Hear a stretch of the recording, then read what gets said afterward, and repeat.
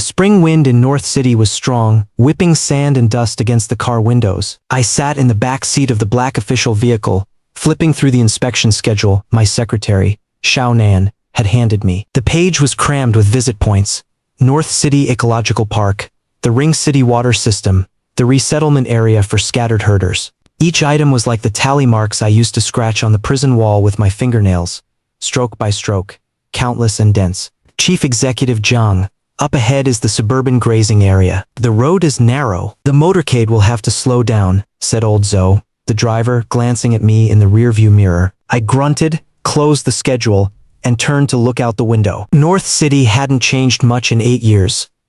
The road on the outskirts was still that old asphalt strip. The poplar trees on both sides were a bit thicker than before, their bark cracked like an old man's face.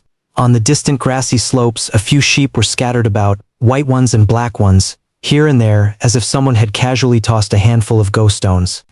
Are there still scattered herders raising sheep here? I asked Xiao Nan. Xiao Nan was a secretary assigned to me by the administrative office. She was in her early 30s, efficient, and spoke in a very measured way. She turned to answer, yes. There are still over 40 registered scattered herding households.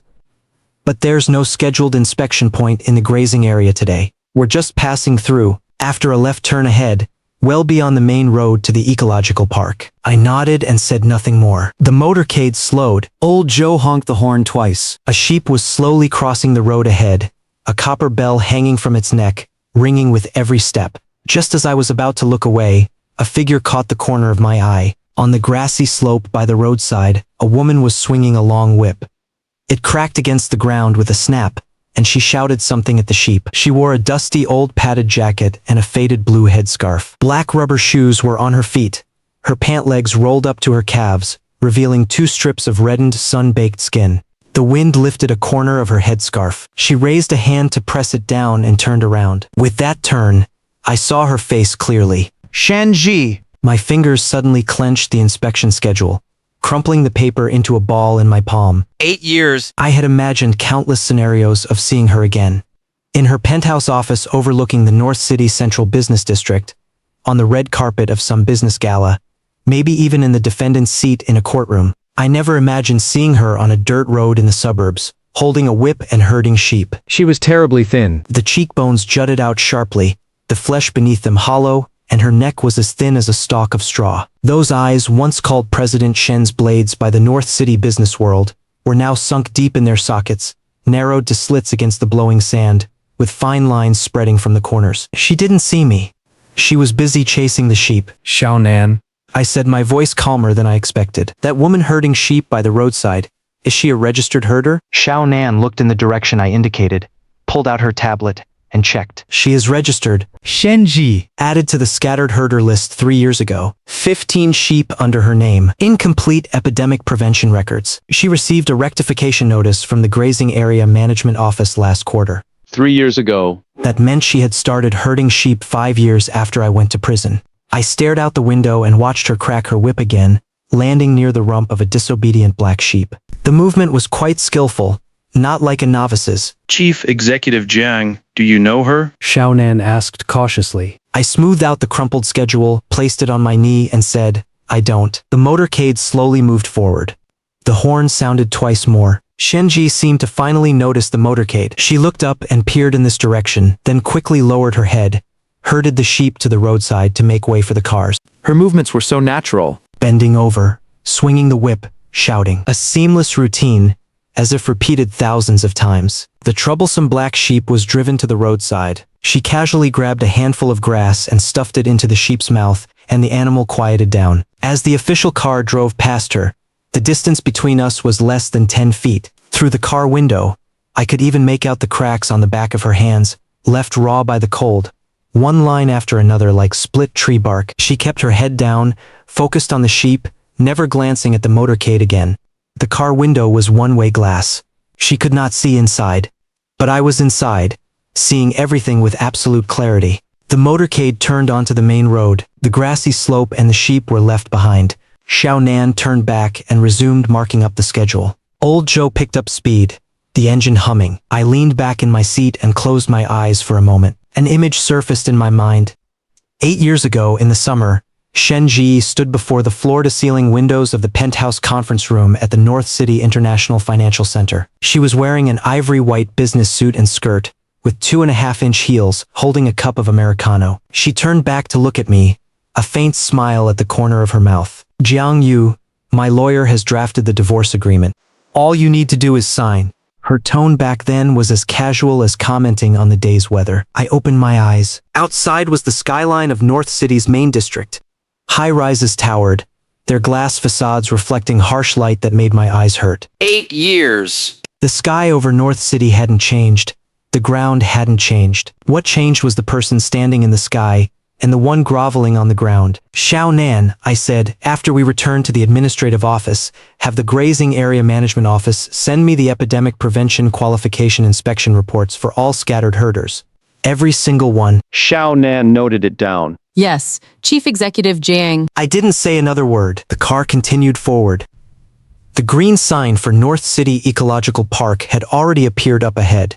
I adjusted the cuffs of my suit and forced the image of Shen Zhiyi herding sheep out of my mind, replacing it with the park director I was about to meet and a pile of documents needing my signature. Chief Executive Jiang did not know any sheep-herding woman. Chief Executive Jiang only recognized official business in North City.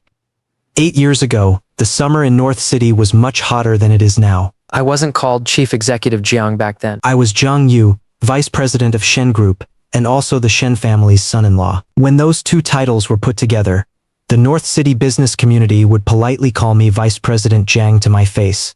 But I knew that behind my back they called me the Shen family's doormat. I didn't care. Because at that time I felt that as long as Shen Zhiyi cared about me, it was enough. Shen Zhiyi was the only daughter of the Shen Group. Her father, Shen Boyuan, had built a business empire in North City from nothing. At 55, he was diagnosed with late-stage liver cancer and handed the company over to 24-year-old Shen Zhiyi. The entire business world waited to see the joke, waiting to watch the only daughter ruin the family fortune. Instead, Shen Zhiyi doubled the Shen Group's annual revenue in 3 years. This woman had ice-cold coffee running through her veins, not blood. Calm, meticulous, decisive.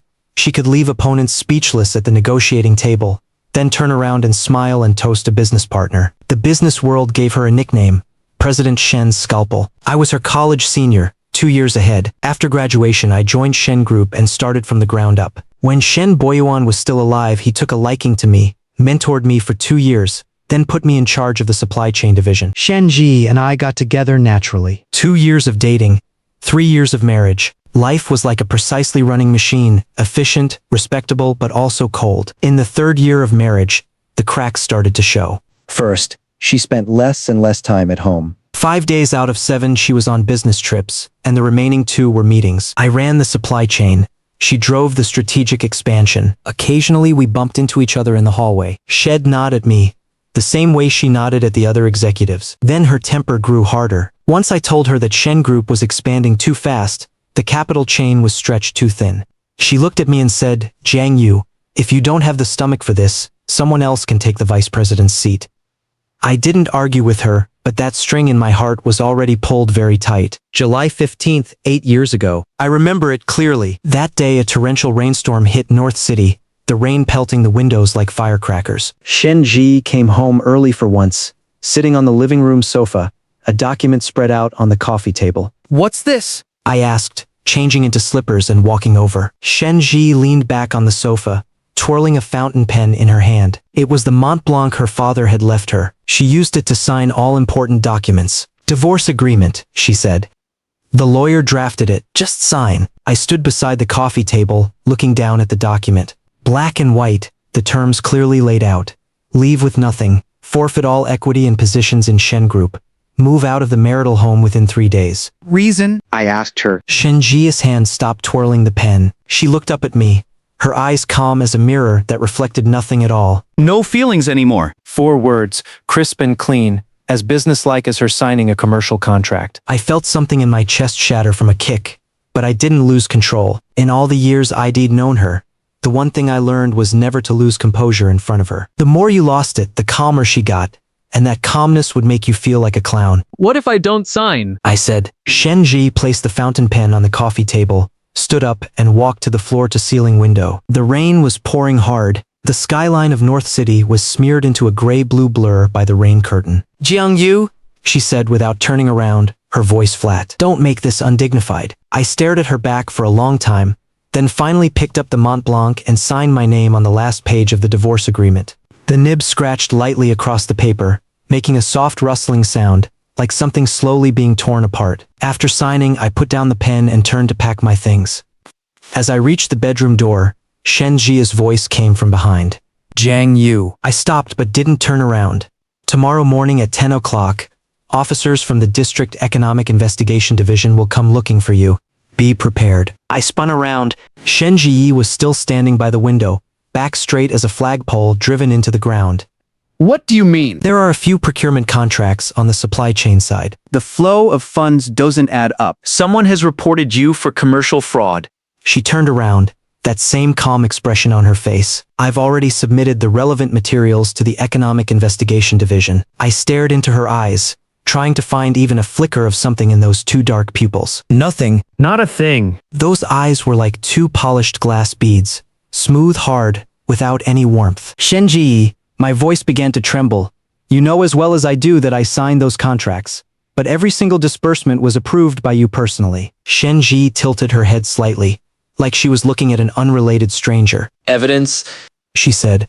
I was stunned. Shen Zhiyi didn't say anything else. She picked up her handbag from the sofa, walked to the foyer in her high heels, changed shoes, took an umbrella, opened the door. All in one fluid motion. The door closed behind her with a click, like a lock snapping shut. At exactly 10 o'clock the next morning, the Economic Investigation Division knocked on my door. I was taken to an interrogation room and kept there for 18 straight hours. They spread all the procurement contracts, transfer records, bank statements in front of me, one by one. Every document bore my signature, but all the approval records that could prove my innocence, Shen Zhiyi's signed memos, internal OA workflow screenshots had vanished, as if someone had taken an eraser and wiped them away completely. The lawyer assigned to me was from the Shen Group legal department. On the day of the trial, he sat next to me and said exactly one sentence the entire time. Mr. Jiang. I suggest you plead guilty and seek a lighter sentence. In that moment, I finally understood. This was no mere report. This was a net that had been fully laid from the moment the divorce agreement was signed and was now being pulled tight. The verdict came down.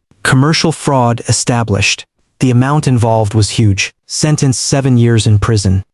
3 months into my sentence, I had a fellow inmate check something for me. The week after I was imprisoned, Shen Group completed an equity restructuring. Shen Zhiyi held 100%. All the old shareholders connected to me were purged. The supply chain division was dismantled and sold off in pieces at 30% below market value. The legal representative of the company that acquired it was her college roommate. Clean and efficient, not a single loose end. I spent 6.5 years in prison, released half a year early for good behavior. Over those 2,000 plus days and nights, I chewed up the name Shen Zhiyi, swallowed it, and then grew it back out again from the cracks in my bones. I told myself that if I ever got out, I would stand in front of her and ask one question, why? Later, I did get out. But I didn't go ask her. Because after my release, I found out that Shen Group had gone bankrupt in my 4th year inside, acquired at a low price by an out-of-town capital firm. Shen Zhiyi herself had vanished without a trace. Some said she left North City. Some said she went crazy. Others said she married an old sheepherder. I thought that last rumor was just made up, until today, when I saw her by the suburban roadside, cracking a whip to herd sheep. I realized not all rumors are false. The motorcade had just passed the narrow section of road. Before I could clear out those 8-year-old images from my mind, a harsh screech of brakes and the panicked bleating of sheep erupted from behind. Old Joe slammed the brake pedal. The official car lurched violently, the seatbelt biting hard into my shoulder. What's going on? Xiao Nan looked back. The walkie-talkie crackled with the security team's voice. Car 3 at the rear has been charged by the sheep. A lead ram got spooked and is leading the flock through the motorcade. Chief Executive Jiang's vehicle must pull over immediately. We are bringing the situation under control. I looked out the rear window. The sheep on the grassy slope had exploded into chaos. A dozen or so sheep charged down the slope like a breached dam, darting and crashing through the motorcade. Bells clanging everywhere. The large horned ram leading them sprinted at full speed, knocking over warning cones along the way and barreling straight toward our car. Old Joe, pull left, I said. Old Joe yanked the steering wheel, and the car veered toward the left shoulder. The ram charged past the right side of the car, its horn scraping against the door with a screech like nails on a chalkboard. The security team had already disembarked. Several of them tried to herd the sheep back to the roadside, but panicked livestock don't recognize authority. The more they were chased, the more chaotic they became. 2 lambs got squeezed into gaps between the vehicles, bleeding pitifully. Just then I saw Shen Zhiyi running down from the grassy slope. She ran fast. The hem of her gray padded jacket was blown open by the wind. The blue headscarf flew off, her hair coming loose and whipping messily across her face. Clutching the whip in one hand, the other bracing her knee, she half stumbled, half slid down the slope. Her rubber shoes slipped on the gravel, and she lurched forward, nearly falling, but steadied herself by sheer force. Blackie, Blackie, come back! Her voice was torn to shreds by the wind, hoarse, shrill, carrying a kind of panic I had never heard from her before.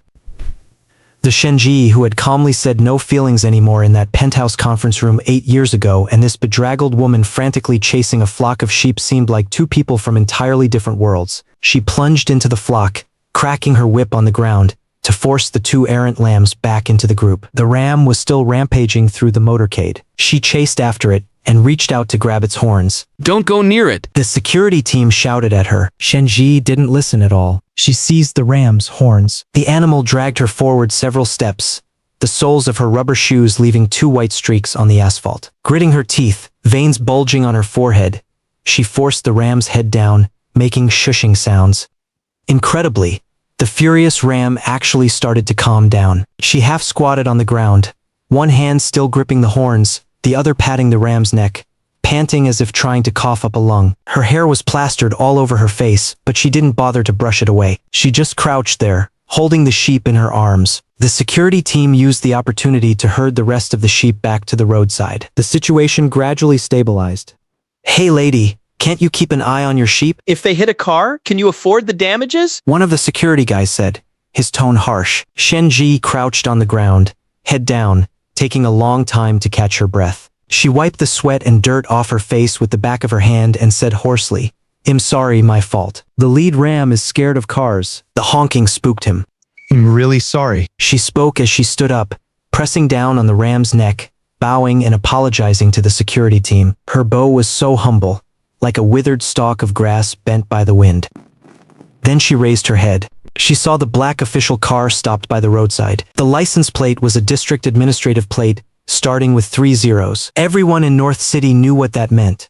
Her gaze moved from the license plate up to the rear window. One-way glass. She couldn't see me, but she knew someone was inside. Her face changed instantly. Not gradually, but as if a bucket of ice water had been thrown in her face, all the color draining away in a split second. She stood there, hands still gripping the ram's horn, but her fingers were already trembling. The ram stirred uneasily, but she didn't notice. I sat in the car, watching her through a layer of tinted glass. 8 years, Shen Zhiyi. So this is what you've come to? The thought had just surfaced when I saw her knees buckle. Not a slow bend, but a sudden collapse as if someone had kicked the back of her knee.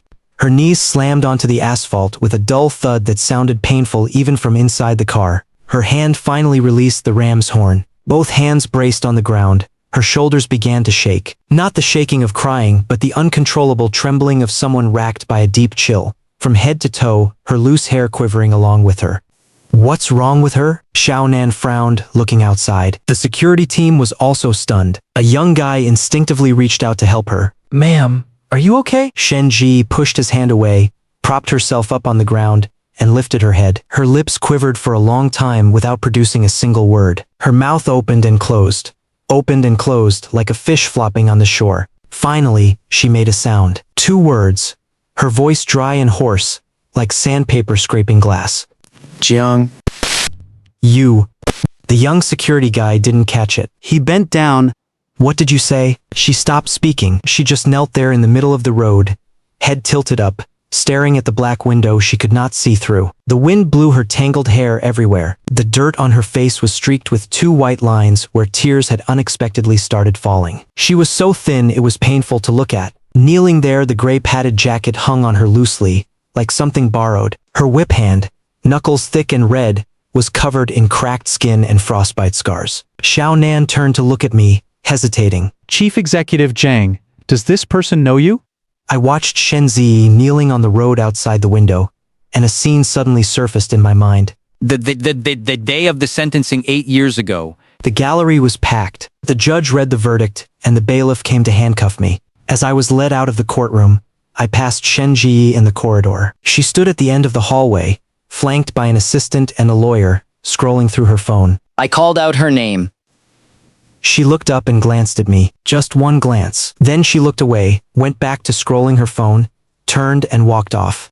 Her high heels rapped against the marble floor, click, click, click, like nails being driven into a coffin lid. I heard that sound for 6.5 years in prison. Now she was kneeling on the asphalt, saying my name over and over, her voice growing quieter and quieter as if trying to confirm something, or trying to convince herself to accept something. Jiang Yu.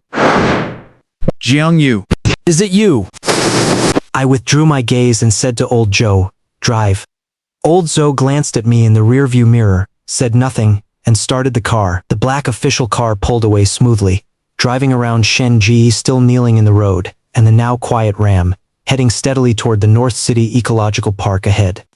In the rearview mirror, she was still kneeling there, her figure growing smaller and smaller, until it became a gray dot, blending in with the sheep scattered by the roadside. Xiao Nan turned around and noted something down on her tablet. The car was silent for about 10 seconds. Then I spoke, my tone light. Xiao Nan, contact the Grazing Area Management Office. Inspect the epidemic prevention qualifications of all scattered herders in North City. Check every single sheep.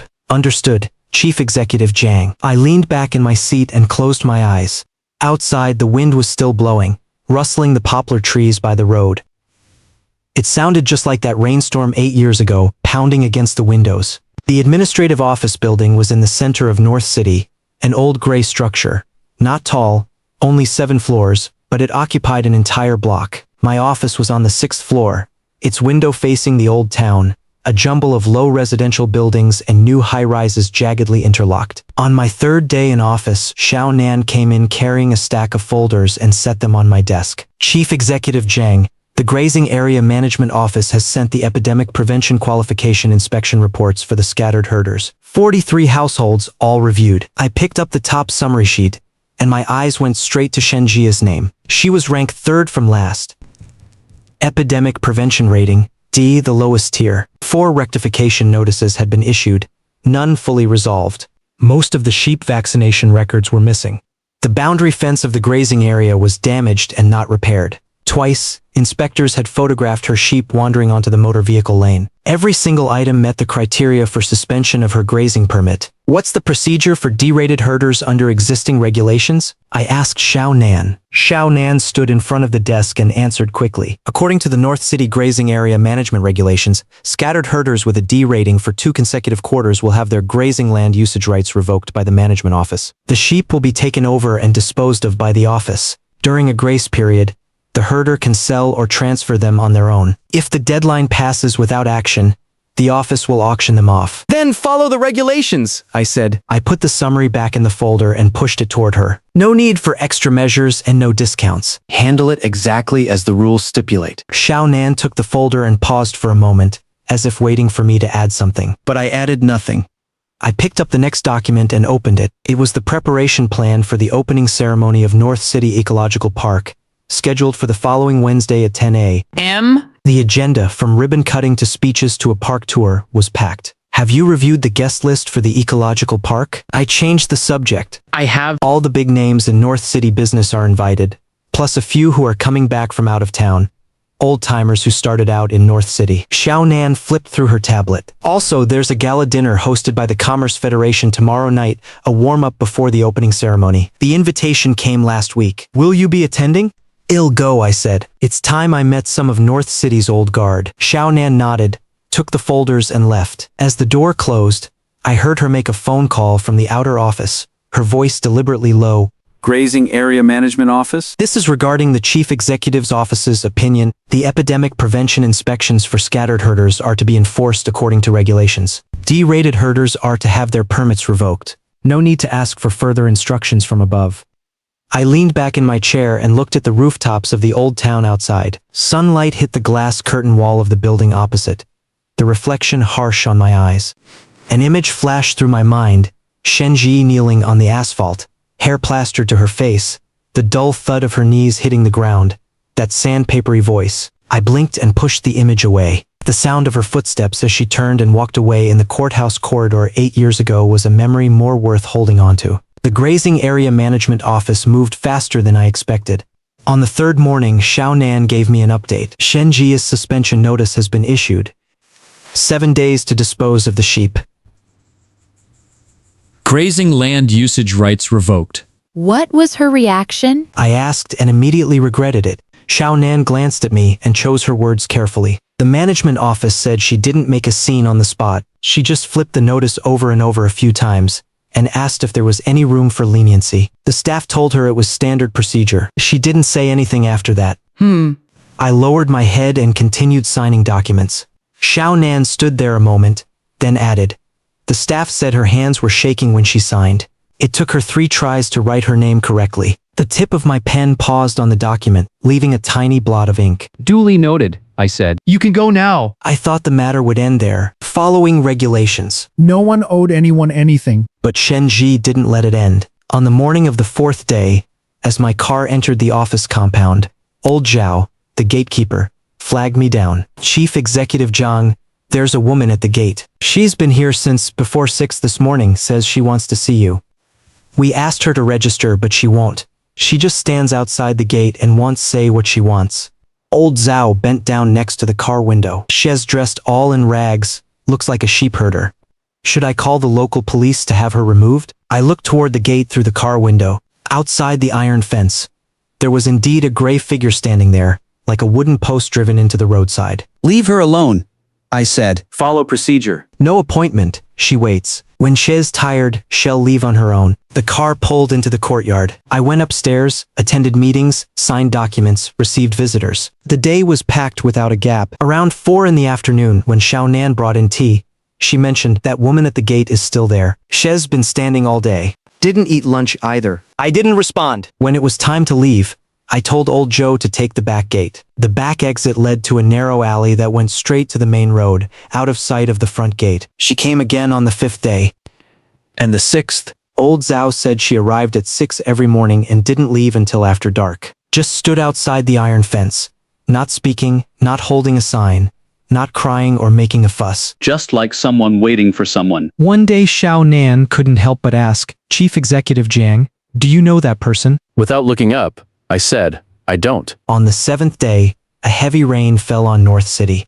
Not a light drizzle, but a torrential downpour with thunder. The rain started around 3 or 4 in the morning and showed no sign of stopping by 7 or 8. The windshield wipers were on their fastest setting, and the view they cleared was still just a blur of water. As old Joe drove through the office gate, I saw Shen Zhiyi through the curtain of rain. She was still standing there, outside the iron fence, no umbrella, no raincoat, not even a plastic bag over her head. That gray padded jacket was soaked through, its color turned from gray to deep black, hanging heavily on her. Her hair was plastered to her scalp and face, rainwater streaming down the strands like tiny waterfalls. She just stood there, arms hanging at her sides, face turned toward the inside of the compound. Old Joe glanced at me in the rearview mirror, said nothing, and slowed the car. I didn't tell him to stop. The car turned into the courtyard, and the eaves of the guardhouse blocked the view outside. By 9:30 in the morning, the rain had gotten even heavier. I stood at the window of my 6th-floor office looking down, and could still see that gray figure at the gate. The rain made her blurry, like a drop of ink on rice paper, the edges bleeding outward. Xiao Nan knocked and came in, her expression slightly troubled. "Chief Executive Jiang, regarding the person at the gate.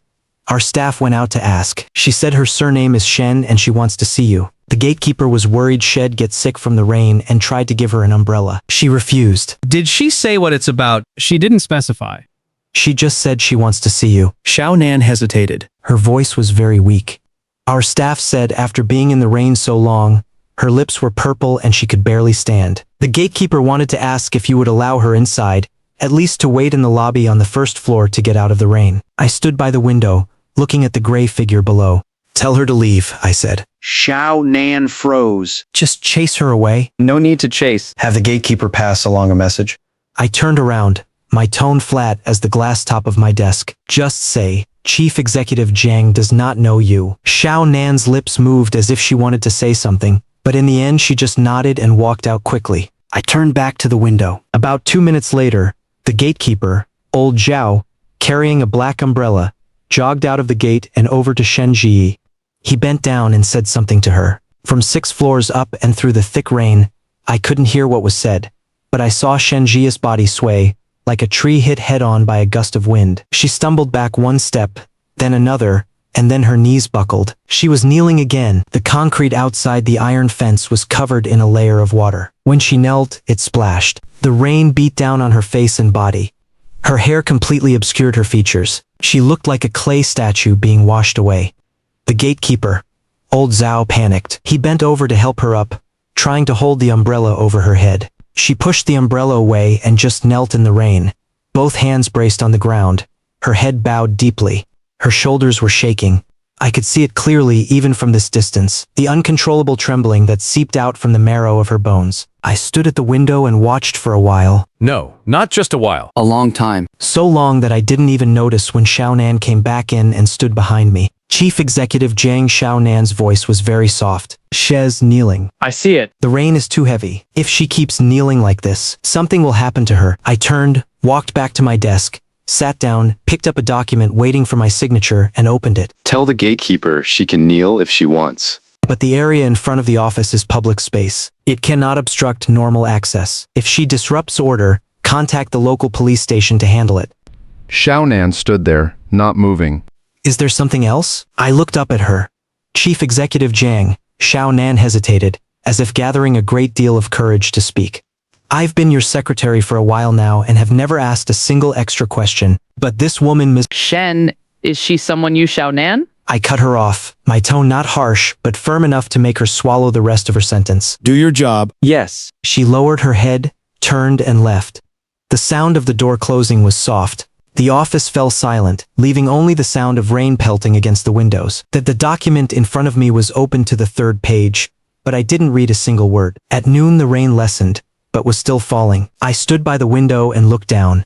The gray figure was gone. I pressed the intercom to call Xiaonan in. Has the person at the gate left? Gone. She left about 10 minutes ago. She stood up very slowly, holding onto the fence for a long time before she could steady herself. Then she shuffled away step by step. The gatekeeper said the way she walked, both legs were trembling. Xiaonan's tone was extremely cautious, as if weighing every word. Notify the grazing area management office. I closed the file, my voice returning to a business-like rhythm. Regarding Shen Zhiyi's sheep, once the suspension deadline is up, execute the seizure according to regulations. Don't let a single one slip through. Understood. After saying those 2 words, Xiaonan's lips moved again, but this time she held back, turned, and left. I stood at the window again. Outside, the rain was still falling. On the concrete outside the iron fence, a large puddle had formed, its surface pocked with countless ripples from the raindrops. That spot was where Shen Zhiyi had been kneeling. Now there was nothing there. I pulled the curtain shut. The Commerce Federation's gala was held in the ballroom of the only 5-star hotel in North City. Xiaonan was right. Practically all the old guard of North City's business community showed up. A flock of middle-aged men in suits, red wine glasses in hand, working the room, handing out business cards and adding each other on social media. The air was thick with the scent of red wine, perfume and a faint undercurrent of plastic cordiality. I attended in my capacity as district chief executive and was seated at the head table. To my left was the chairman of the Commerce Federation. To my right, the investment representative for North City Ecological Park. The chairman, surnamed Zheng, was in his early 60s, his hair dyed jet black, speaking with a slight local accent. All evening he briefed me on the changes in North City's business landscape over the past few years. Chief Executive Jiang, you were once a prominent figure in North City's business world yourself. After some years of tempering elsewhere, you've now returned to govern this region. All of us old-timers in North City feel honored, Chairman Zheng said, raising his glass, his words perfectly watertight. I clinked glasses with him, took a sip, and didn't respond. I endured this kind of occasion for 3 hours, my face nearly cramping from smiling. As the event wound down, Chairman Zheng was pulled away for photos with some real estate developers. The head table gradually emptied. Xiaonan went to call for the car, and I sat alone, loosening my tie. At that moment, a man swayed over with a drink. He was about 50, with a round face, thinning hair, and a belly straining the buttons of his suit jacket. His face was an unnatural red, One look and you could tell had plenty to drink. Chief Executive Zhang, he said, standing next to me, swaying slightly, the smell of alcohol thick on his breath. Do you still recognize me? I looked up at him. There was something familiar, but I couldn't place it. Zhou Zhengping. He pointed at his own chest. Former vice president of Shen Group, in charge of marketing. You were the VP back then. We worked on the same floor. You don't remember? Zhou Zhengping. It came back to me. One of Shen Zhiyi's right-hand men back then.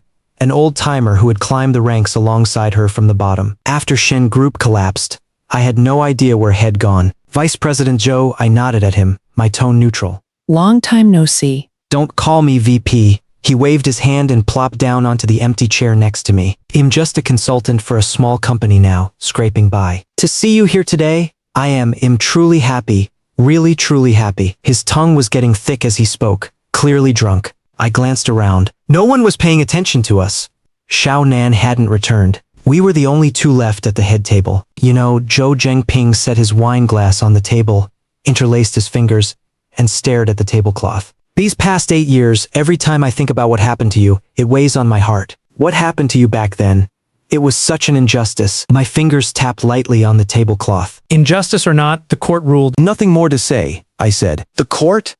Zhou Zhengping looked up, his eyes bloodshot. His voice suddenly dropped to a whisper only the two of us could hear. The court judged the case, but it can't judge conscience. Chief Executive Jiang, do you know who compiled the materials that put you away back then? I looked at him and said nothing. I did. Zhou Zhengping pointed at his own chest, his eyes suddenly reddening. President Shen had me do it.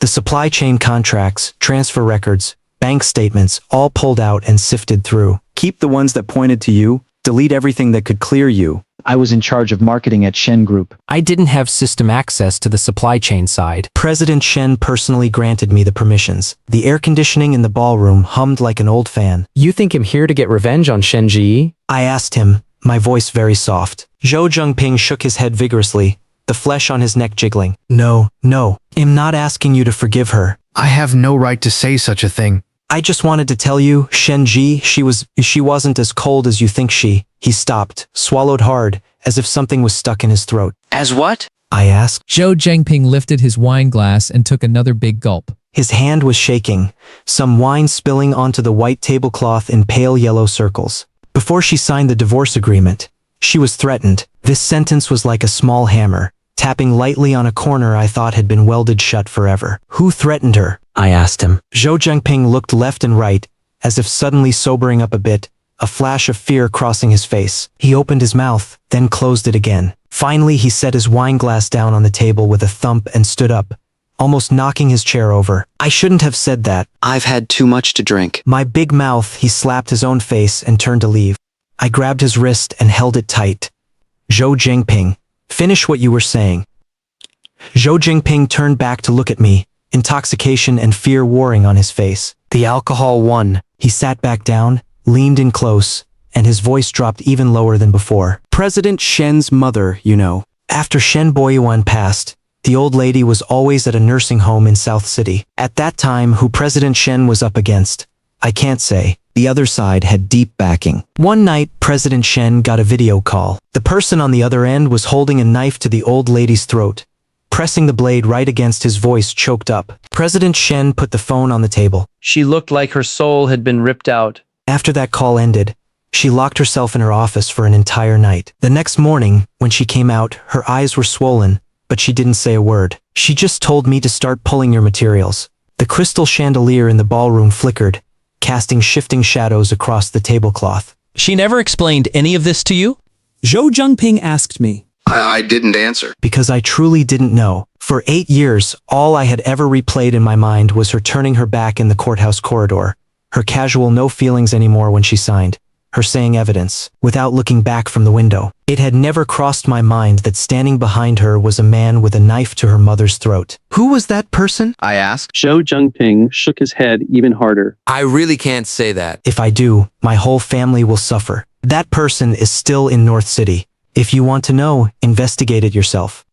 With your current position, you can definitely find out. He stood up, this time truly ready to leave. After 2 steps, he turned back. The drunkenness on his face had receded somewhat, revealing the tired, aged face beneath. Chief Executive Jiang, There's one more thing I think you should know. Say it. The year Shen Group went bankrupt, President Shen liquidated all her personal assets to pay off the suppliers. Every last cent. When she left, she didn't even take the company Audi. She took the public bus. Zhou Jingping finished speaking, gave me a slight bow, and disappeared into the crowd. I sat alone at the empty head table, a half glass of red wine still before me. The surface of the dark red liquid was calm like a small mirror. Xiao Nan returned, holding my coat. Chief Executive Jiang, the car is ready.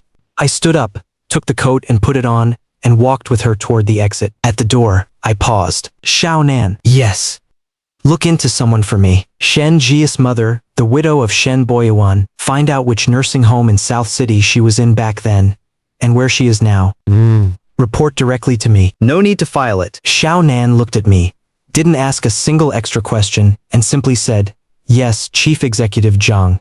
In the night, the wind in North City blew cold. I got into the car, closed my eyes, and all I could see was Zhou Jingping's flushed, drunken face and his lowered voice. The other person was holding a knife to the old lady's throat. I clenched my hand into a fist, then slowly let it go. The opening ceremony of North City Ecological Park was set for Wednesday at 10 in the morning. This was the first major public event I attended after assuming the post of chief executive, and the specifications were high. At the park entrance, a temporary stage had been set up, backed by a giant LED screen playing the ecological park's promotional video on a loop. Over 200 white chairs were arranged below, filled with representatives from various sectors in North City and media reporters. 3 or 4 rows of cameras and equipment were set up. I stood at the side of the stage, waiting for the MC to call my name. Xiao Nan stood half a step behind me, holding my speech, occasionally glancing at her phone. 16 media outlets, including 2 from the provincial level, Xiao Nan whispered. The flow is ribbon cutting first,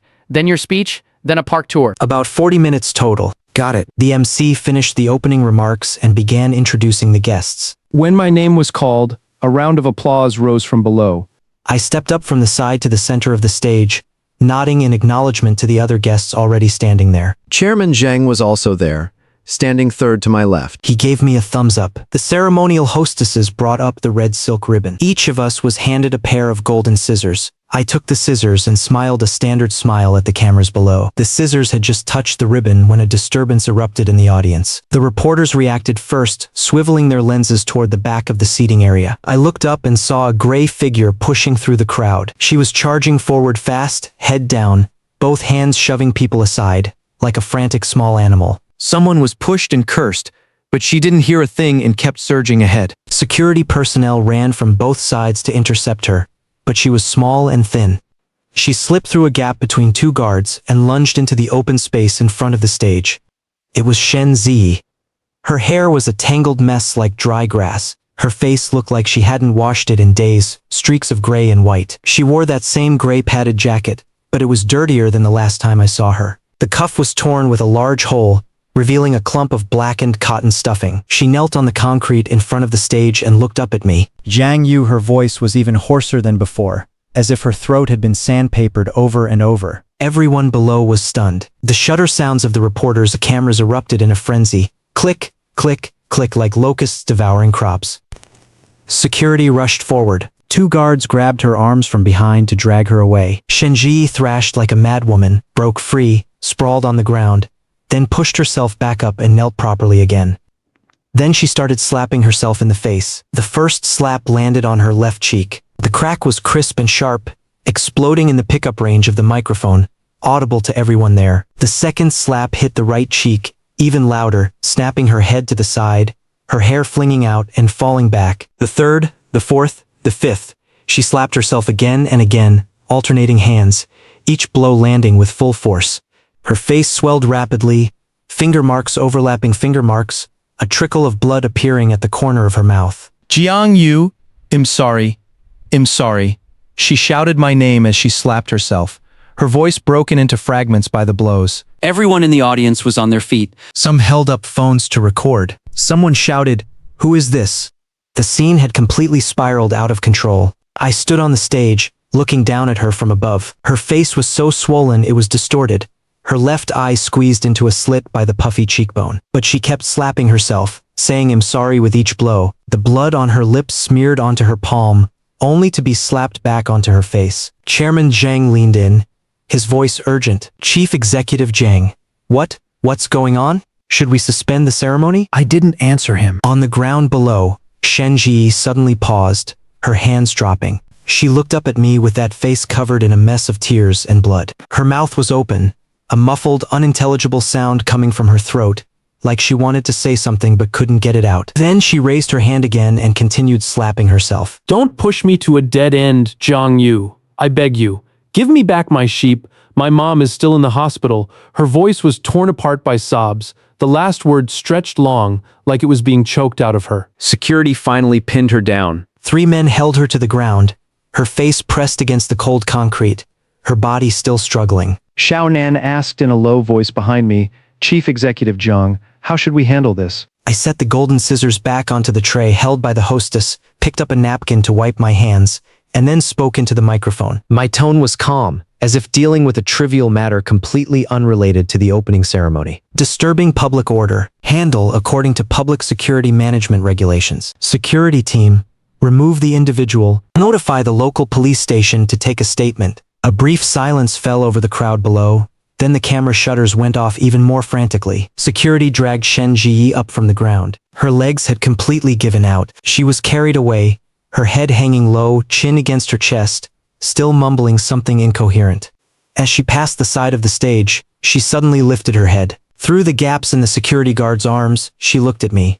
I can't describe that look. Not hatred, not resentment, not even pleading. It was like a lamp about to go out, flickering one last time before dimming. She was dragged out of the park gates. I turned back around, faced the guests and media below, and put on a smile again. Just a small interlude.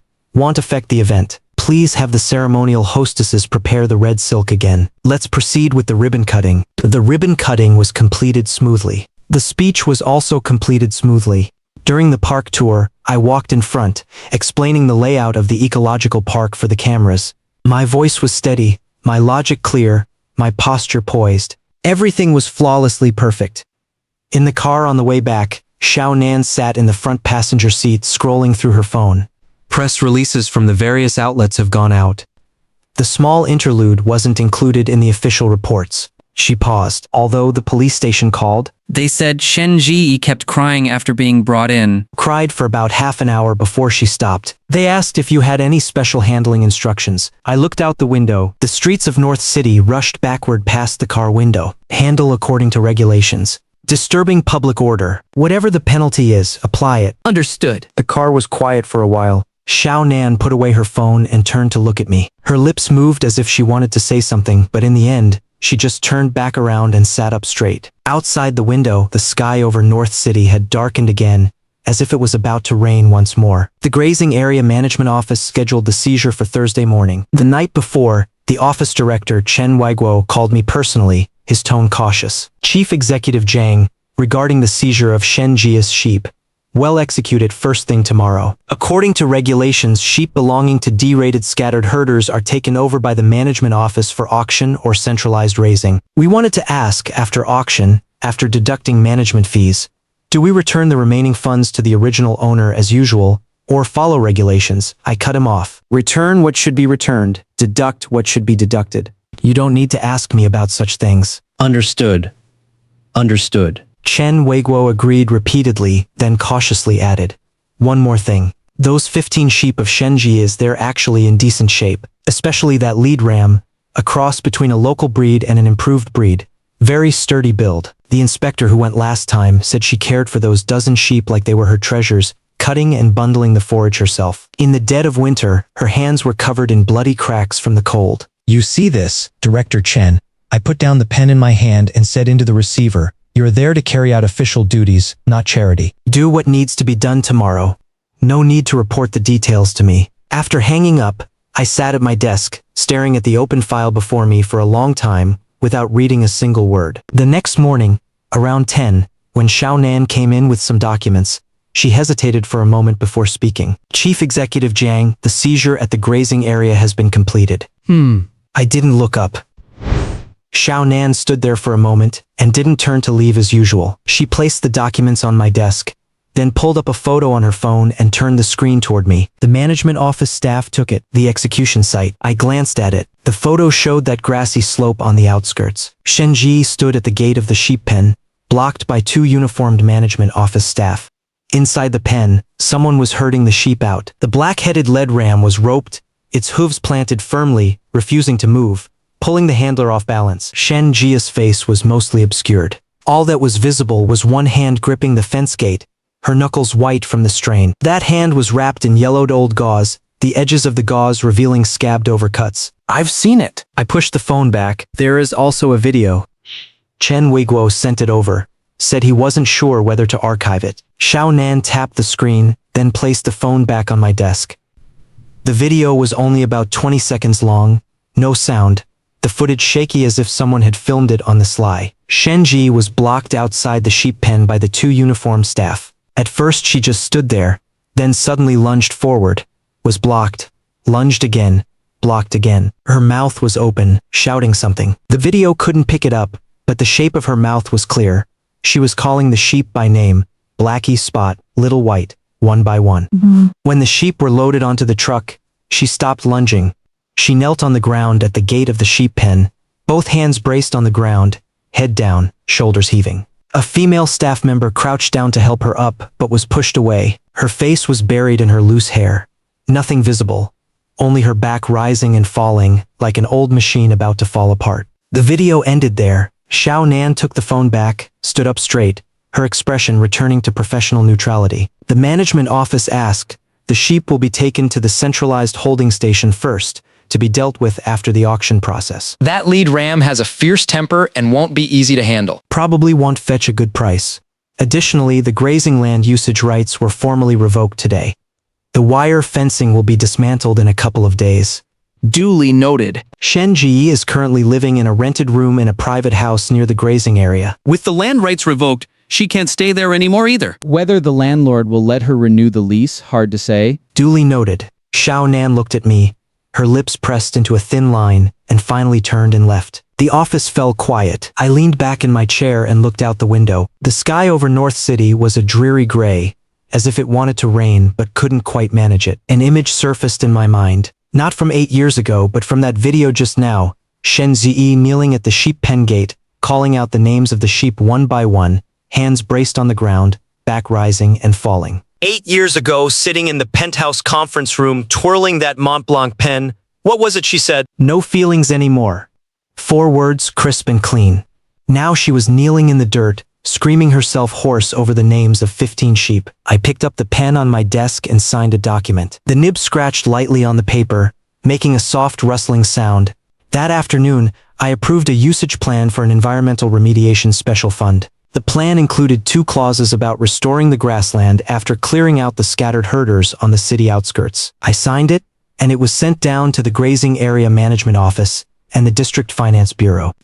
It should have been a mere procedural matter, but after receiving the document, Chen Weiguo called me. His tone carried the particular shrewdness of a grassroots official. Chief Executive Jiang, this environmental remediation directive includes a line that after clearing the scattered herders, all attached structures on the original grazing land are to be removed. Shen Zhiyi's sheep pen was built by herself with wood and sheet metal. According to this regulation, it has to be torn down tomorrow. Carry out what the regulation stipulates, I said. Then what about her? The grazing land is taken back, the sheep pen demolished, the rented house isn't hers anymore. That leaves her with absolutely nowhere to go. Director Chen, I set my pen down. You are the director of the Grazing Area Management Office, not the director of the Civil Affairs Bureau. Matters of the grazing area should be handled according to regulations. Her personal resettlement is not your concern. Chen Weiguo was silent on the other end of the line for about 3 seconds, said understood, and hung up. I put my phone on the desk. The wind was picking up outside, rustling the leaves of the ginkgo tree in the courtyard. The next afternoon, Xiao Nan came in with a grim expression. Chief Executive Zhang, the grazing area reports that Shen Zhiyi's sheep pen was demolished today. She was there during the demolition. No crying, no outbursts. She just squatted to the side and watched.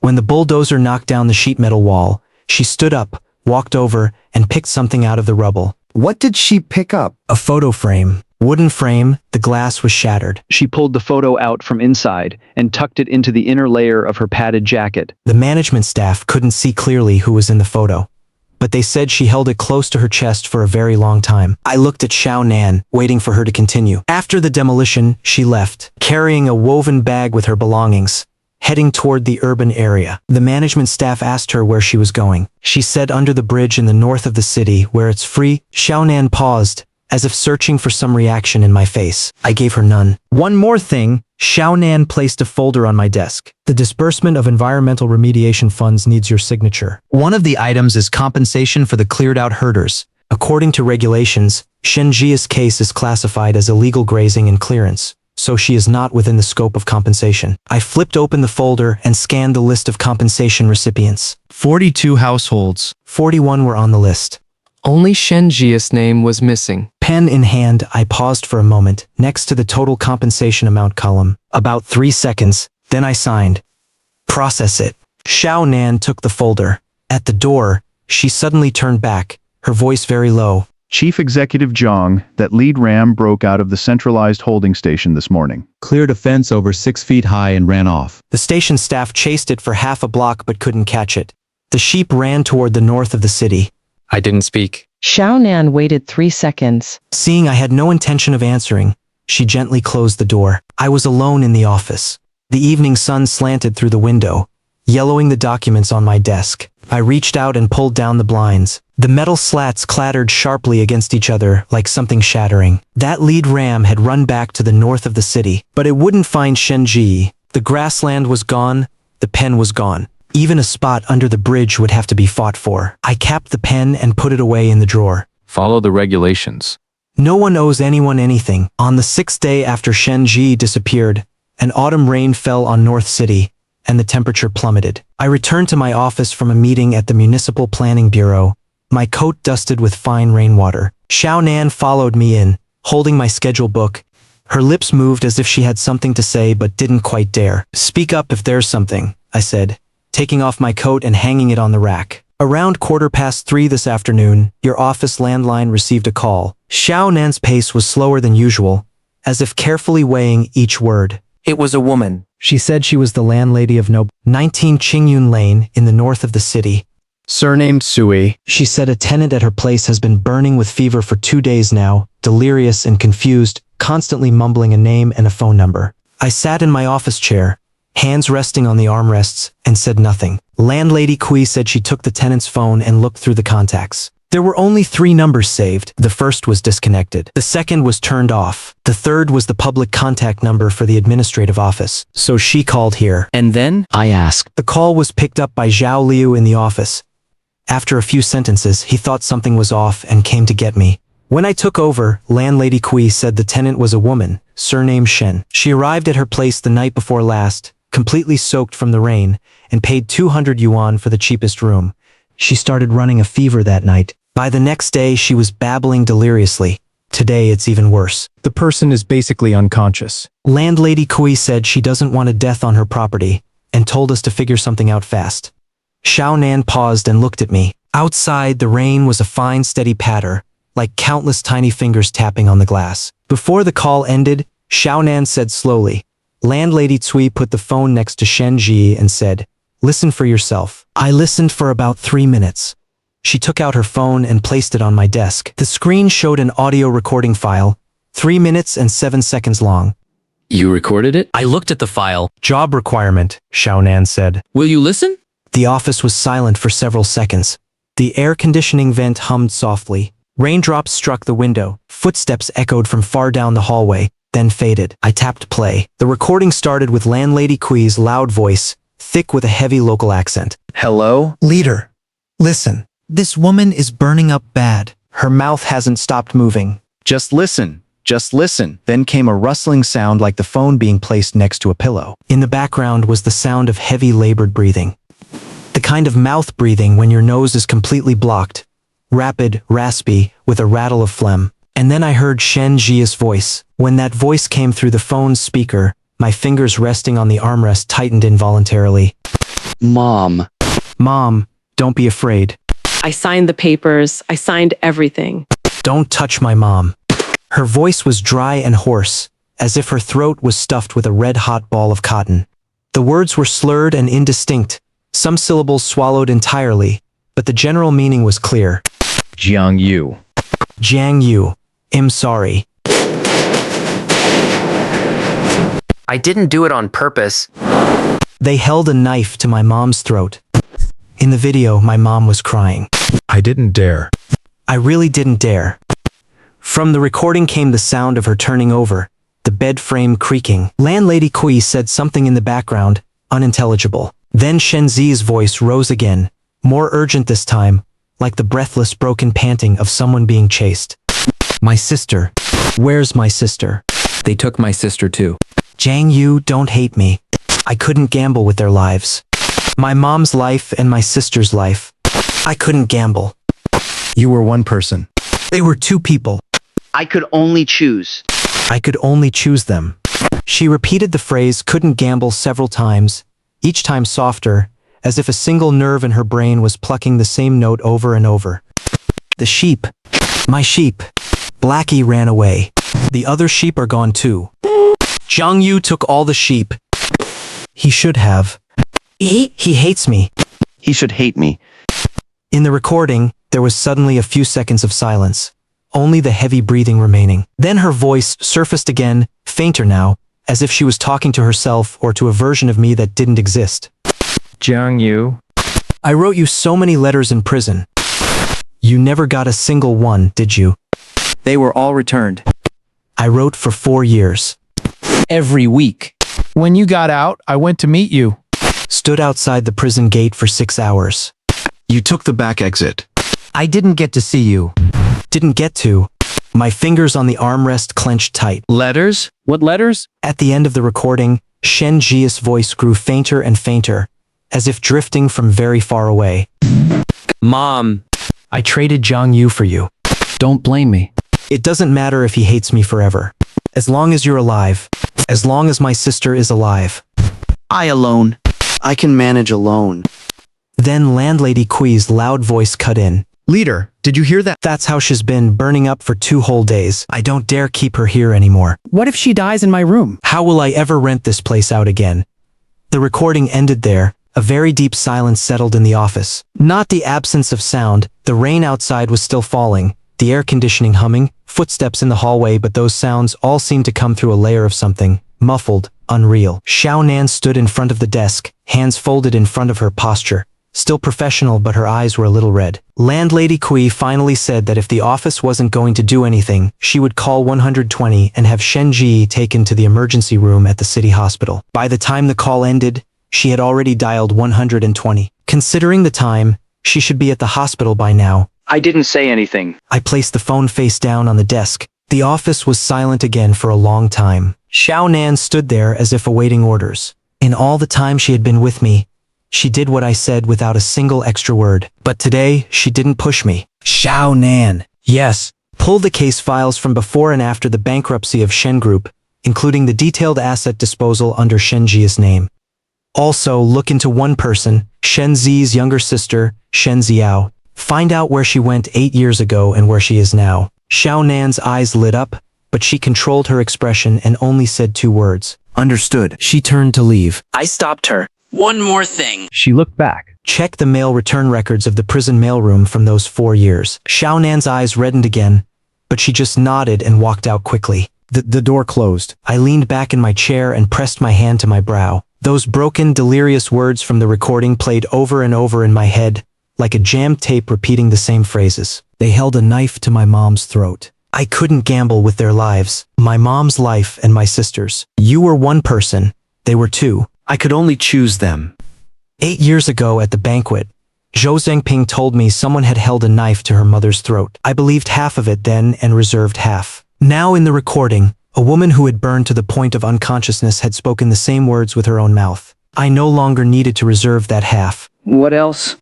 I wrote you so many letters. You never got a single one, did you? I hadn't received any. Not a single one. During my 6.5 years in prison, other than the verdict notice and a few fee notices, I received no letters at all. I thought Shen Zhiyi had deleted me from her world completely after sending me inside, cleanly like deleting an irrelevant file. But she had written, For 4 years. every single week. Where did those letters go? And the sister, Shen Zhiyi, had a younger sister named Shen Zhiyi, 6 years younger, who should have been in university 8 years ago. In my memory, I had met the girl a few times, thin and small, round-framed glasses, shyly calling me brother-in-law. After the Shen Group incident, I never heard a word about her. She was taken too? By whom? I took my hand away from my brow, stood up, and walked to the window. The rain was still falling outside. The sky over North City was gray as an old rag. Rainwater streamed down the glass, cutting the street scene outside into fragmented strips. My phone chimed. A message from Xiaonan, confirmed with the city hospital emergency department. Shen Zhiyi has been admitted. High fever of 103, 6 degrees, acute pneumonia, receiving IV fluids. No immediate danger to life. As for expenses, the landlady paid the emergency registration fee. Funds for subsequent hospitalization are still lacking. I read the message 3 times, then replied, Notify the hospital. Expenses to be handled by the administrative office's special fund. Do not register it under her name. The screen showed typing. For a long time. Finally, Xiaonan replied with a single word. Okay. I put down the phone and sat back in my chair. Outside the window, the rain had lightened without me noticing. A narrow strip of light appeared at the edge of the sky, like a slit cut into a gray cloth. But some things couldn't be illuminated by just a slit of light. The day Shen Zhiyi was discharged from the hospital, the first snow of winter fell on North City. It wasn't heavy, fine and powdery, melting as soon as it hit the ground, making the roads wet and slick. Xiaonan came in to report while I was signing a batch of year-end routine documents. Chief Executive Zhang, the city hospital reports that Shen Zhiyi was discharged this morning. The pneumonia is under control, but her body is extremely weak. The doctor recommended at least 2 more weeks of rest. She didn't listen and signed the voluntary discharge form. Where is she going after discharge? I asked without looking up from signing. Unknown. She no longer has a fixed residence in North City. The grazing land was taken back. The rented room was given up. The hospital social worker asked if she needed to be connected to a shelter. She said no, said she could manage. I closed the signed file and set my pen aside. Xiaonan waited a few seconds, then pulled a piece of paper from her folder and placed it on my desk.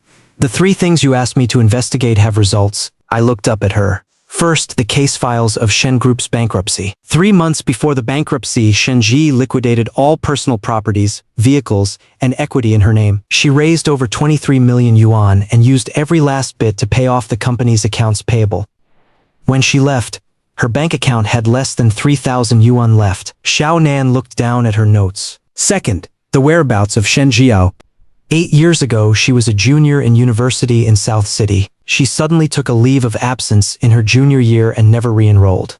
Her household registration shows she was transferred out of North City 8 years ago to Yunling City. Yunling City! 700 kilometers from North City, a small border town with a backward economy and heavy out-migration. Transferring someone's household registration there was equivalent to erasing them from everyone's sight. And her, where is she now? I asked. Cannot be found. The Yunling system only has the transfer in record. No subsequent social security, medical or employment information. It's as if she arrived in Yunling and then vanished. Xiaonan closed her notebook. Third, the mail return records of the North City prison mailroom. I pulled the records from 8 years ago to 4 years ago.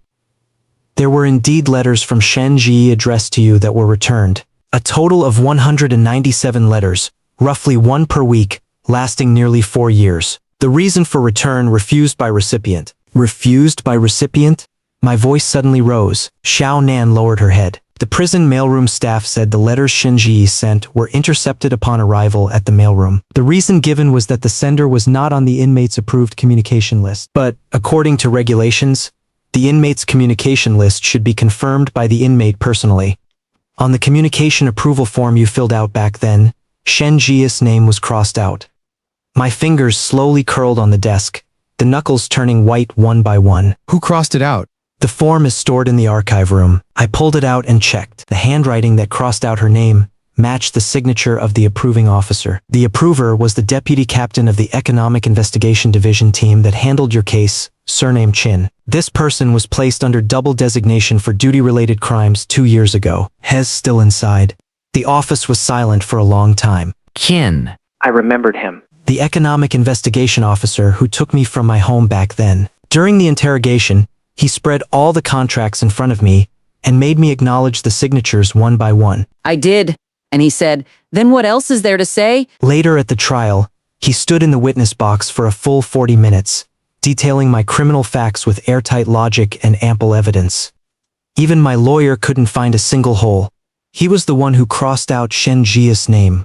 All 197 letters intercepted outside the high walls of the prison. Where are these letters now? I asked. The archive says returned letters are to be kept for 6 years according to regulations. Those older than 6 years have already been partially destroyed. But the ones from the last year and a half should still be there, in storage. They need time to search. Xiaonan placed a list on the table. These are the ones we've been able to find so far.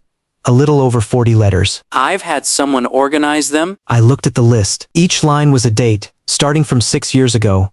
1 line per week, densely packed. Those dates corresponded to every single week I had counted in prison. Every week I thought Shen Zhiyi had completely forgotten me. I picked up the list, folded it, and placed it in the inside pocket of my suit jacket. Xiaonan, I said, go to the personnel bureau and handle something for me. Xiaonan straightened up. Your orders? In the name of the administrative office, prepare a relocation settlement form for Shen Zhiyi to leave North City. The placement location is to be arranged in the neighboring city. Find a receiving unit, any position that allows her to support herself. Relocation expenses to come from the office's special fund at the highest standard. What reason should be written on the settlement form? I thought for a moment. Write off-site resettlement of cleared scattered herders from the North City grazing area. Conforming to regulations. Understood. Xiaonan noted it down. Anything else? Also have finance prepare a sum of money. How much? I stated a number. Xiaonan's pen paused. She raised her head and glanced at me, but didn't ask a single question, just wrote the number in her notebook. This money is not to go through the public account. It will come from my personal account. You have them separated. The settlement expenses through the office account, this sum through my private account. Understood. Xiaonan closed her notebook. What is the time frame? Get it done by today. The transfer order is to specify that she must leave North City within 2 days. Xiaonan nodded and turned to go. Wait. She looked back. Those 40+ letters, once you find them, deliver them to my office. Understood. Xiaonan left. I sat at the desk, took out the list from my inner pocket, and looked at it again. Those dates packed so tightly together were like bricks in a wall, one after another, built over 4 years. 4 years. She was outside writing letters. I was inside hating her. Outside the door, Xiaonan's footsteps faded down the hallway. 2 days later, at dawn, old Zhou parked the car at the back gate of the administrative office, waiting for me. The snow had stopped, but a thin layer of ice had formed on the road, crunching underfoot. Chief Executive Zhang, where to? Old Zhou looked at me in the rearview mirror. I gave him the address. An alley next to the North City long-distance bus station, where the coaches to the neighboring city departed. Old Zhou asked nothing more and started the car. The car moved slowly. The ice on the road hadn't melted. Pedestrians on both sides walked with their necks tucked in, their breath puffing out in white clouds. The winter in North City was truly cold, the dry, biting kind of cold, the wind cutting like small knives against the face. The bus station came into view. Old Zhou parked across the street. I told him to keep the engine running. The long-distance coach was parked at the station entrance.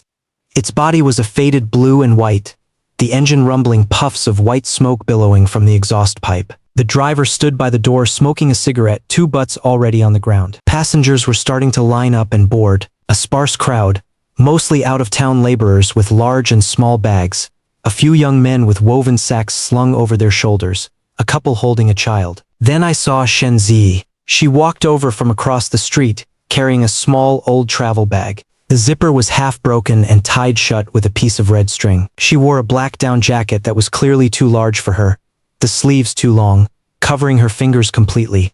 That was what Xiaonan had sent over the day before yesterday, along with the settlement form and the money. She stopped by the coach door and turned her head to look back.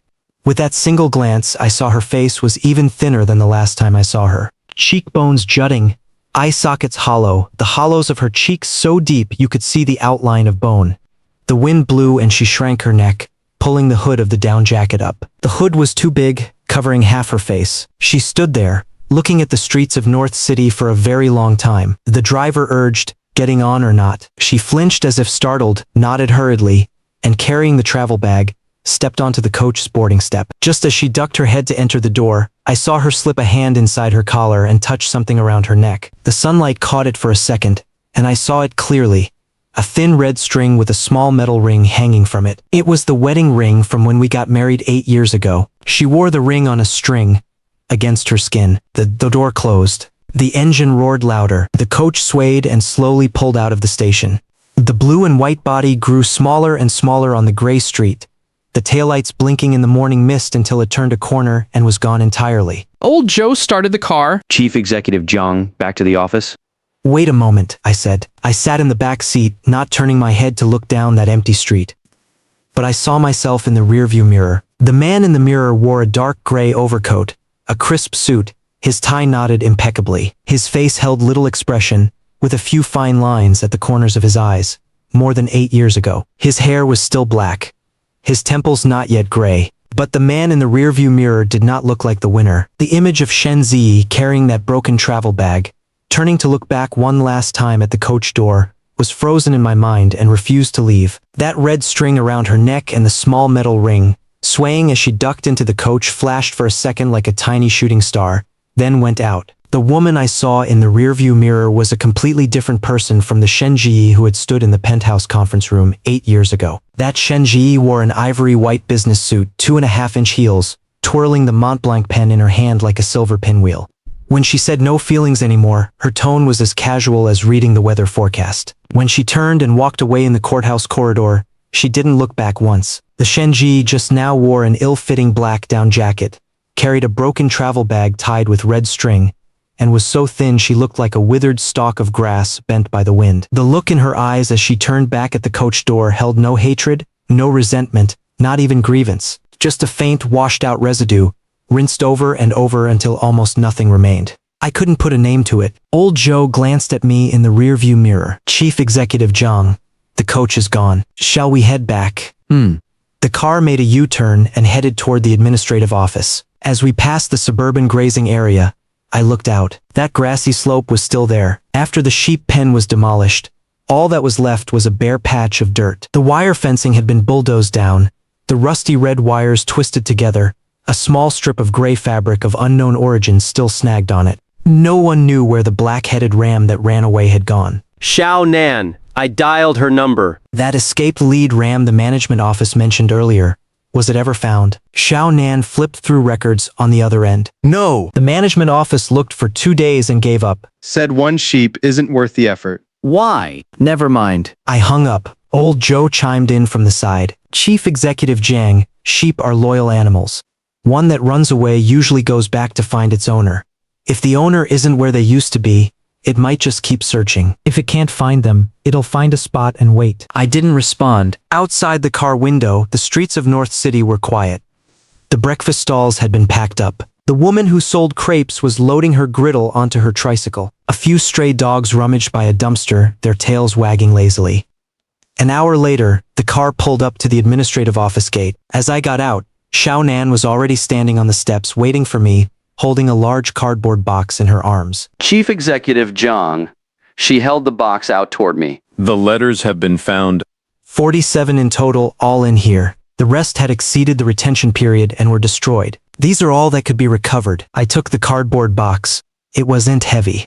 The weight of 47 letters was less than a stack of documents. Thank you, I said. Xiao Nan froze for a second. Probably because in all her time with me, she had never heard me say those 2 words.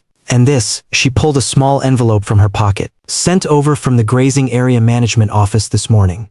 They said it's the photo from the frame they picked up in the rubble when they demolished Shen Zhiyi's sheep pen. At the time, they didn't think much of it. Later, when sorting through the items, they noticed the person in the photo looked familiar, so they sent it over. I took the envelope without opening it. Aren't you going to look? Xiao Nan asked. I'll look in my office. I carried the box and the envelope upstairs and closed the office door.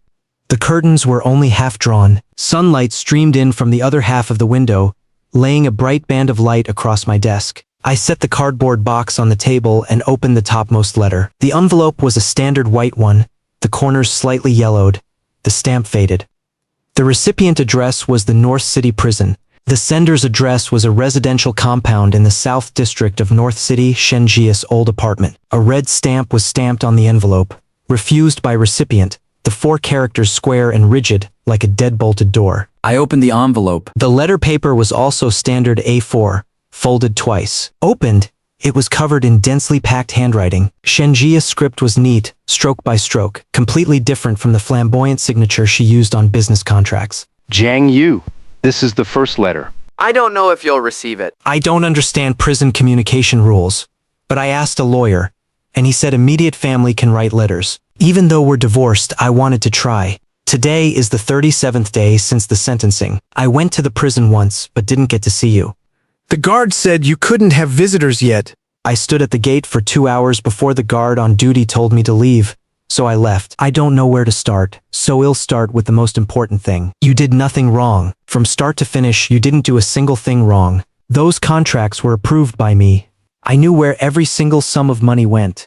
It had nothing to do with you. But Jiang Yu, I had to make it look like you signed those contracts, because someone was holding a knife to my mom's throat.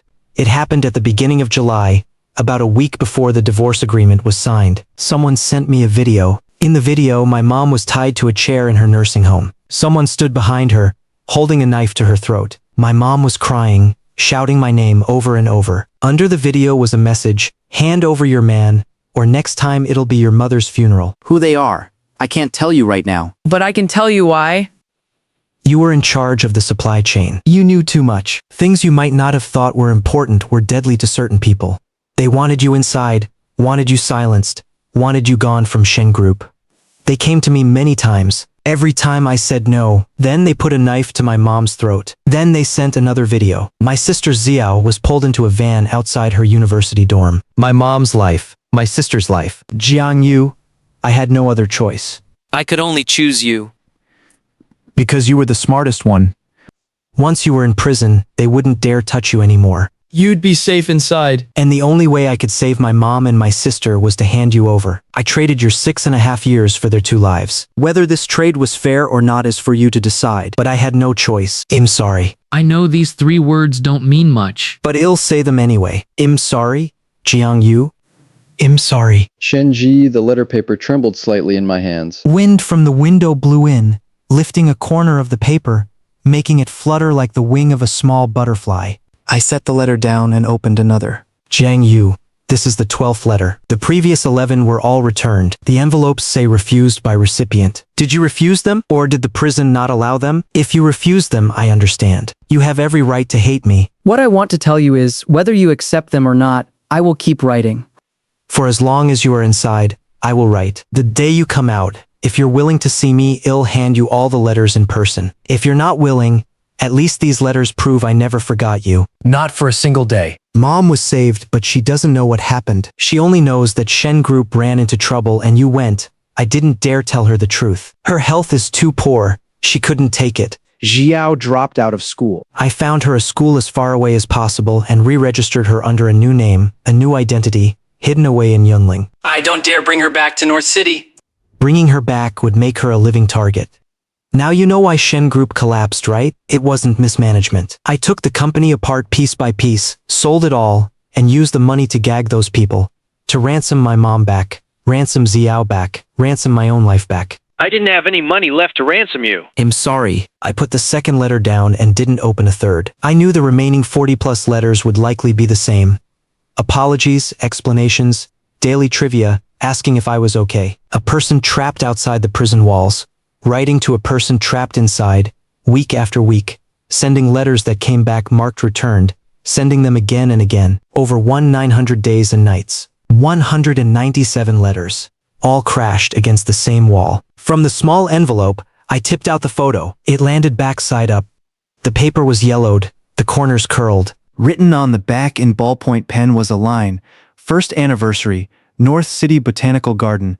I turned the photo over. In the picture stood a man and a woman in front of a field of sunflowers. The man wore a white shirt, the woman a light blue dress. Both their faces were still young, flushed red by the sun. The woman was on tiptoe, one hand hooked around the man's arm, the other pointing at something outside the frame, her mouth open in a laugh. The man wasn't looking at the camera. He was looking down at her, a smile at the corner of his mouth that he hadn't had time to tuck away. That man was me. That woman was Shen Zhiyi.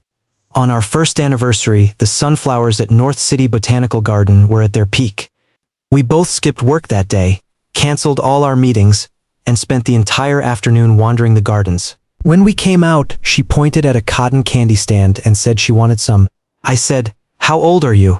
She said, "Can't married people eat cotton candy?" I bought her one, and she tore off a piece and stuffed it in my mouth, then looked at me and laughed. In the photo, the thing she was pointing at was that cotton candy stand. The reason I was looking down at her was because I was watching her pull apart the cotton candy. That moment was frozen by the camera, sealed in a yellowed piece of photo paper, hidden in the wooden frame of Shen Zhiyi's sheep pen. It followed her from the Shen Group penthouse to the suburban grassy slope, from the grassy slope to under the bridge, from under the bridge to the hospital, and finally into my hands. I flipped the photo back over and looked at the words on the back again. First anniversary, North City Botanical Garden. The handwriting was the same as on the letter paper, neat and precise, as if a great deal of strength had been used, trying to etch the words into the paper. Outside the window, the sun had risen higher, the band of light shifting from the desk to the cardboard box. The office was very quiet. Someone was on the phone in the hallway, the voice fuzzy as if coming from underwater. I placed the photo into the inner pocket of my suit jacket, folded together with that list of letters. Then I refolded the two open letters, put them back in their envelopes, and closed the lid of the cardboard box. Dust from the box floated up in the sunlight, like a swarm of tiny insects, spinning a few times before settling back down. Xiao Nan sent me a message. The neighboring city replied, Shen Zhiyi's receiving unit has been arranged. "It's a logistics position at a community service center. Room and board included. The pay isn't high, but it's stable. She should arrive this afternoon." I glanced at it and replied with one word, "Good." Then I added another line. "From today on, you no longer need to report to me on matters concerning her." On the screen, typing flashed for a long time. Finally, only one word came back. Okay. I put down my phone, stood up, and walked to the window. It was snowing again in North City, a bit heavier than that morning. The snowflakes fell one by one, unhurried, as if trying to cover this city layer by layer. On the street below, someone was shoveling snow. The shovel scraped against the ground with a harsh sound. Once, twice, 3 times! This city was still this city. The overpasses, the glass facades, the red brick houses of the old town, the grassy slope on the outskirts, the demolished sheep pen, all of it was covered by the snow, a blanket of white, everything hidden from view. I stood at the window on the 6th floor, watching the snow fall. My palm rested against the inner pocket of my suit jacket, feeling through the fabric, the rigid edge of the photograph. The office of Chief Executive Jiang was very quiet. The heartbeat of Chief Executive Jiang was also very quiet. Only the snow outside the window fell without a sound.